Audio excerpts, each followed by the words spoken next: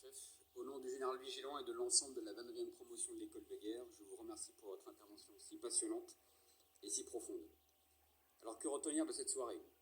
Difficile en quelques minutes d'en faire une synthèse, tellement votre conférence était riche d'enseignements et de conseils. Je me risquerais pour autant à retenir qu'il nous faut avoir de l'audace, toujours de l'audace. Vous en avez toujours fait preuve dans vos entreprises et votre cuisine, et cela doit aussi être une qualité indéniable pour un chef militaire. L'audace, qui implique nécessairement une prise de risque certaine, vous a permis de dépasser un bon nombre d'objectifs, et ce, dès votre début de carrière. Si je ne me trompe pas, vous avez en effet décroché votre premier poste en faisant preuve d'un bel audace, en affirmant que vous aviez travaillé pour Bernard Loiseau, alors que ce n'était pas le cas. Peut-être que certains d'entre nous s'inspireront de cette idée pour décrocher un poste de haut vol en deuxième partie de carrière. En somme, vous avez fait vôtre cette maxime de Goethe, quoi que tu rêves d'entreprendre, commence-le. L'audace a du génie, du pouvoir, de la magie. Tâchons de nous en inspirer dans nos futures affectations. Il nous faut également être des leaders, à l'image de la libellule. Vous nous l'avez dit, le leader, c'est celui qui a pour triptyque une verticalité, une vision, une voix.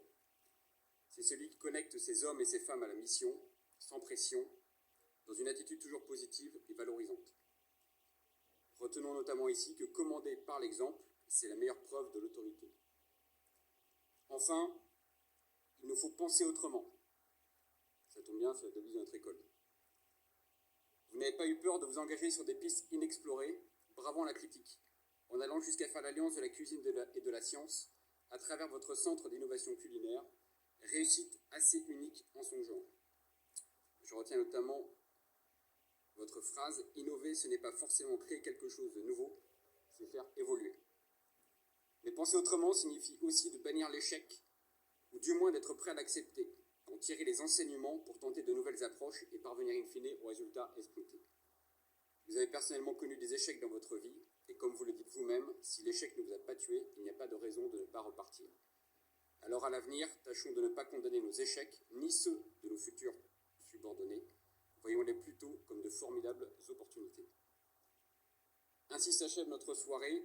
Au nom du comité des conférences de l'école de guerre, je tiens à remercier chacun et chacune d'entre vous pour votre présence ce soir, que ce soit ici en amphithéâtre ou à distance sur nos réseaux sociaux. Pour votre information, chef, 600 personnes nous ont suivis sur YouTube durant cette soirée.